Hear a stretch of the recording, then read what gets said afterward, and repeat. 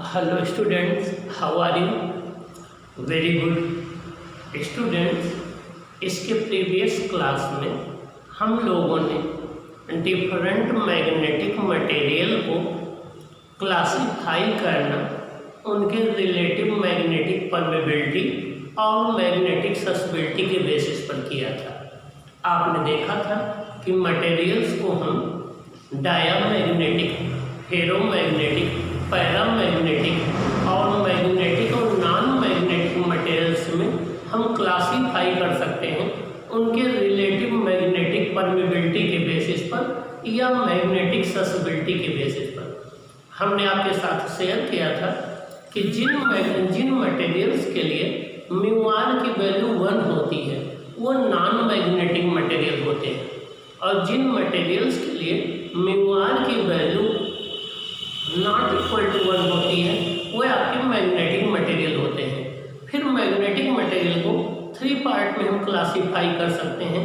ये बात फैराडे ने क्लासीफाई किया था, डायामैग्नेटिक मटेरियल, पैरामैग्नेटिक मटेरियल और फेरोमैग्नेटिक मटेरियल। तो डायामैग्नेटिक मटेरियल के लिए म्यू की वैल्यू लेस देन 1 होती है और चाई इनके लिए नेगेटिव और स्मॉल होता है। मीन्स जैसे चाई की वैल्यू -10⁻⁵ गिवन है, इसका मतलब ये डायामैग्नेटिक मटेरियल है। और जो परफेक्ट डायामैग्नेटिक मटेरियल होते हैं उनके लिए म्यू और म्यू की वैल्यू 0 होती है, चाई की वैल्यू -1 होती है, जिन्हें हम सुपर कंडक्टिंग मटेरियल भी कहते हैं। और जो आपके पैरामैग्नेटिक मटेरियल होते हैं उनके लिए म्यू की वैल्यू ग्रेटर देन 1 होती है, चाई जो मैग्नेटिक ससेप्टिबिलिटी होती है वो पॉजिटिव और स्मॉल होती है।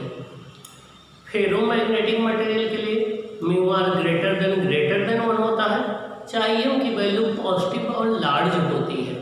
अब आज हम इन तीनों मैग्नेटिक मटेरियल को, इनके अलावा भी मैग्नेटिक मटेरियल होते हैं जैसे anti ferromagnetic material, anti ferrimagnetic material, लेकिन उनका डिस्कशन हम यहाँ नहीं करेंगे। अब हम diamagnetic material, paramagnetic material, ferromagnetic material को हम डिटेल में स्टडी करेंगे। उनकी प्रॉपर्टीज़ क्या हैं, उनके एग्जाम्पल क्या हैं, उनको एक्सप्लेन कैसे किया जाए, ये हम डिस्कस करेंगे। आइए अब हम पहले शुरुआत करते हैं डायामैग्नेटिक मटेरियल से। तो पहली बात तो आप ये इम्पोर्टेंट जान लीजिए सभी स्टूडेंट कि डायामैग्नेटिज्म की जो प्रॉपर्टी है ये यूनिवर्सल प्रॉपर्टी है, ये सभी मटेरियल में पाई जाती है। लेकिन जिन मटेरियल में पैरा और फेरोमैग्नेटिज्म की प्रॉपर्टी होती है उनमें ये प्रॉपर्टी एग्जिबिट नहीं होती है, उनमें ये प्रॉपर्टी शो नहीं हो पाती है। ओके, दूसरी बात, वह मटेरियल्स जिनके इंडिविजुअल एटम, मॉलिक्यूल या आयन मैग्नेटिक डाइपोल का फॉर्मेशन नहीं करते हैं और जिनके इंडिविजुअल एटम या मॉलिक्यूल या आयन का मैग्नेटिक डाइपोल मोमेंट 0 होता है, उन्हें हम डायामैग्नेटिक मटेरियल कहते हैं।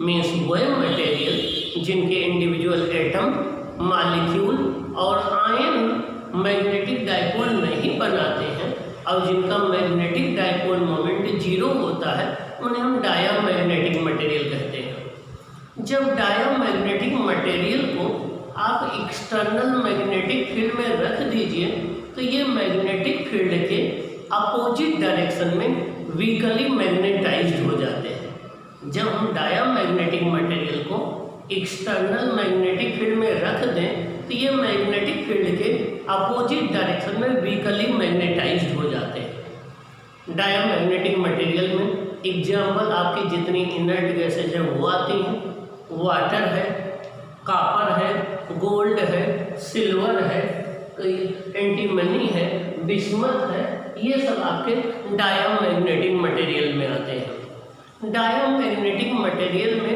ऑलमोस्ट सारे इलेक्ट्रॉन पेयर्ड होते हैं, जिससे एक इलेक्ट्रॉन का मैग्नेटिक डाइपोल मोमेंट दूसरे के द्वारा कैंसिल हो जाता है, इसलिए नेट मैग्नेटिक डाइपोल मोमेंट हर एक इंडिविजुअल एटम और मॉलिक्यूल का 0 होता है।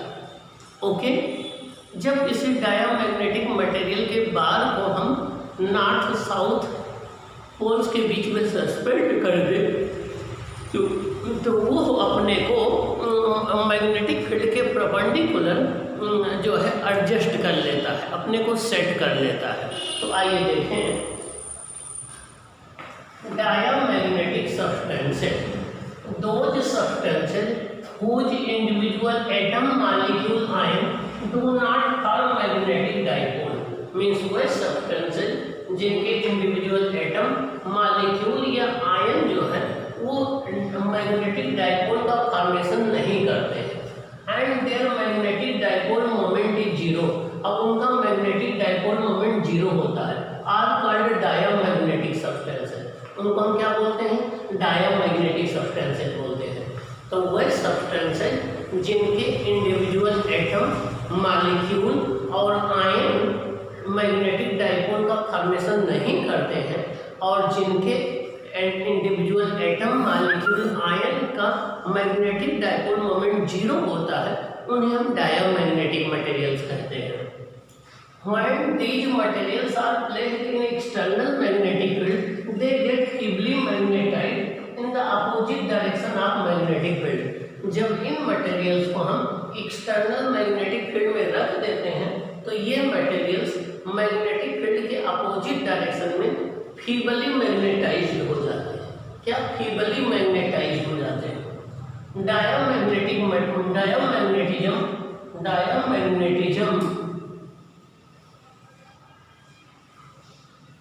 इज अ यूनिवर्सल प्रॉपर्टी, ये एक यूनिवर्सल प्रॉपर्टी है, इज अ यूनिवर्सल प्रॉपर्टी, ये एक यूनिवर्सल प्रॉपर्टी है। But if para and ferro property are present, diamagnetism is not exhibited. Diamagnetism एक यूनिवर्सल प्रॉपर्टी है, लेकिन अगर उस मटेरियल में पैरा और फेरोमैग्नेटिज्म की प्रॉपर्टी पहले से प्रेजेंट है तो डायामैग्नेटिज्म की प्रॉपर्टी शो नहीं होती है। आइए एग्जाम्पल्स देखते हैं। Antimony, bismuth, copper, lead, gold, silver, air, water and all inert gases, ये सब आपके डायामैग्नेटिक मटेरियल में आते हैं। किसमें आते हैं? डायामैग्नेटिक मटेरियल में आते हैं। प्रॉपर्टीज ऑफ डायामैग्नेटिक सब्सटेंसेज आइए देखते हैं। पहली प्रॉपर्टी क्या है? When a bar of diamagnetic material is freely suspended it sets itself perpendicular to the magnetic field. जब किसी डायामैग्नेटिक मटेरियल के बार को हम मैग्नेटिक फील्ड के परपेंडिकुलर मैग्नेटिक फील्ड में सस्पेंड कर देते हैं तो वो अपने को मैग्नेटिक फील्ड के परपेंडिकुलर एडजस्ट कर लेता है। ओके, आइए नेक्स्ट प्रॉपर्टी हम देखते हैं कि नेक्स्ट प्रॉपर्टी क्या होती है डायामैग्नेटिक मटेरियल की, वो हम देखते हैं। अब हम कुछ और प्रॉपर्टी देखेंगे डायामैग्नेटिक मटेरियल की। देखें और क्या प्रॉपर्टी है।